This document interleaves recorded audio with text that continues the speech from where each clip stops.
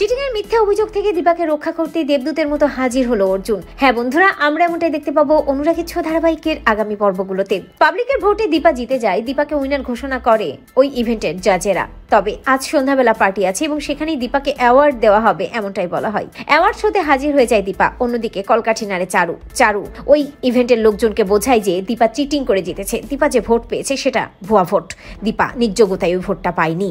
তাই দীপাকে উইনারের জায়গা থেকে সরিয়ে ফেলতে হবে, নয়তো পাবলিকের কাছে তাদের এই শো সম্পর্কে অনেক বাজে ধারণা হয়ে যাবে। তাই দীপা জায়গায় অন্য কাউকে উইনার করতে হবে। চারুর চক্রান্তে দীপা ফেসে যায় এবং দীপাকে চিটিংবাজির অভিযোগ দেওয়া হয়। ওই পার্টিতে আচমকা হাজির হয় অর্জুন বুঝতে পারে যে দীপা এ কাজ করতে পারে না। অর্জুনকে বিশেষ গেস্ট করে নিয়ে আসে ওই ইভেন্টের জাজেরা। তবে দীপাকে যখন চিটিংবাজির অভিযোগ দিতে থাকে তখন অর্জুন দেবদূতের মতো দীপার পাশে এসে দাঁড়ায় এবং সকলকে বলে যে দীপা সেনগুপ্ত কখনোই চিটিং করতে পারে না, নিশ্চয়ই এর পেছনে অন্য কোনো চক্রান্তকারী আছে। তো বন্ধুরা, তোমরা এটাই চাও তো যে এভাবেই যেন চিটিংবাজির অভিযোগ থেকে দীপাকে রক্ষা করে অর্জুন? কমেন্ট করে জানাতে ভুলো না।